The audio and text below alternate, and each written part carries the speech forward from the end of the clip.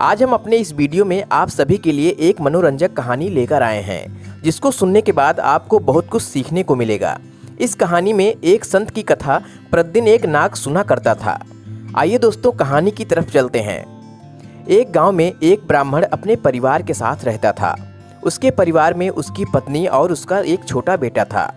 ब्राह्मण का परिवार बहुत ही गरीब था। ब्राह्मण प्रतिदिन भगवान का भजन करता रहता, कमाने के लिए बाहर नहीं जाता था। लेकिन दोस्तों, यह कितने दिन तक चलता। एक दिन ब्राह्मण की पत्नी ब्राह्मण से बोली, स्वामी आप जाइए, भिक्षा मांग कर लाइए, घर में कुछ खाने को नहीं है। अगले दिन फिर ब्राह्मण अपना पोथी पत्रा लेकर भगवान का भजन करने बैठ गया। ब्राह्मण की पत्नी को गुस्सा आया और उसने कहा, स्वामी आप क्यों नहीं जाते हैं भिक्षा मांगने, घर में खाने के लिए कुछ भी नहीं है। अपनी पत्नी की बात सुनकर ब्राह्मण उसी समय अपना पोथी पत्रा लेकर बाहर निकल जाता है। ब्राह्मण कहाँ जाता उसे खुद नहीं पता है। जाते जाते ब्राह्मण गांव से बाहर निकल गया और एक जंगल में जा पहुंचा। काफी रात हो चुकी थी।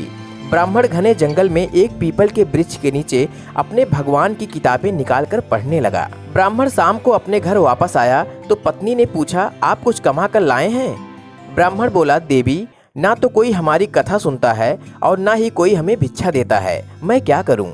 अगले दिन ब्राह्मण गांव के बाहर पीपल के वृक्ष के नीचे जाकर कहता है, हे पीपल के वृक्ष, हमारी कहानी कोई नहीं सुनता है, मैं आपको ही अपनी कहानी सुना देता हूँ।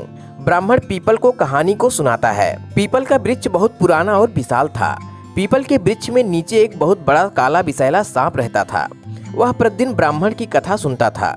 जब ब्राह्मण कथा सुनाकर अपने घर वापस जाने लगा तो सांप ने ब्राह्मण को सोने का सिक्का देते हुए कहा, हे ब्राह्मण, यह आपके कथा सुनाने का परिणाम है, आप इसे अपने साथ ले जाइए। साथ ही सांप ने ब्राह्मण से कहा कि यह बात किसी को ना पता चले कि आप मुझे कथा सुनाते हैं और मैं आपको बदले में सोने का सिक्का देता हूँ।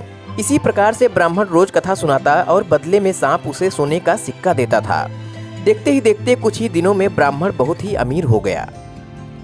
गांव में चारों तरफ चर्चाएं होने लगी कि आखिर इतना गरीब ब्राह्मण अचानक इतना अमीर कैसे हो गया, जरूर कोई गलत काम करता होगा। एक दिन गांव की सभी औरतें जुटकर ब्राह्मण की पत्नी के पास आती हैं और ब्राह्मण की पत्नी से कहती हैं, हे सखी, आखिर आपके पति क्या करते हैं जो आप इतनी जल्दी इतना अमीर हो गई हैं? अब तक ये बात ब्राह्मण की पत्नी के मन में भी खटक गई थी। जैसे ही शाम को ब्राह्मण घर आता है, उसकी पत्नी उससे जिद करने लगती है कि आखिर इतना सारा सोना पैसा कहाँ से आता है। ब्राह्मण अपनी पत्नी की बात को टाल देता है, लेकिन यह बात ज्यादा दिन तक नहीं चलती है। एक दिन ब्राह्मण की पत्नी ठान लेती है कि आज मुझे जानना ही है। जब उसके पति शाम को घर वापस आते हैं तो ब्राह्मण की पत्नी फिर से जिद करती है और ब्राह्मण बता देता है कि एक सांप के द्वारा इतना सारा धन उसे प्राप्त हुआ है। ब्राह्मण की पत्नी के मन में लालच आ जाता है और सोचने लगती है कि क्यों ना सांप को मारकर सारा धन एक साथ इकट्ठा कर लिया जाए। उस दिन जैसे ही ब्राह्मण नहा धोकर भोजन के लिए बैठता है, उसकी पत्नी भोजन में निद्रा की दवा मिला देती है और ब्राह्मण सो जाता है। ब्राह्मण का पोथी पत्र लेकर उसका बेटा पीपल के वृक्ष के नीचे जाता है और कहानी सुनाता है। कहानी सुनाने के बाद जब ब्राह्मण का बेटा वापस आने लगता है तो सांप उसे सोने का सिक्का देता है। जैसे ही सांप सोने का सिक्का देता है, ब्राह्मण का बेटा कुल्हाड़ी से सांप को मारने चलता है और सांप मुड़ जाता है और उसकी पूंछ कट जाती है।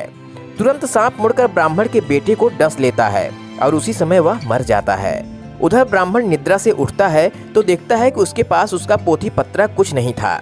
ब्राह्मण समझ जाता है कि कुछ गलत जरूर हो रहा है। वह भागते हुए पीपल के वृक्ष के नीचे जाता है और देखता है कि उसका बेटा मरा हुआ पड़ा है।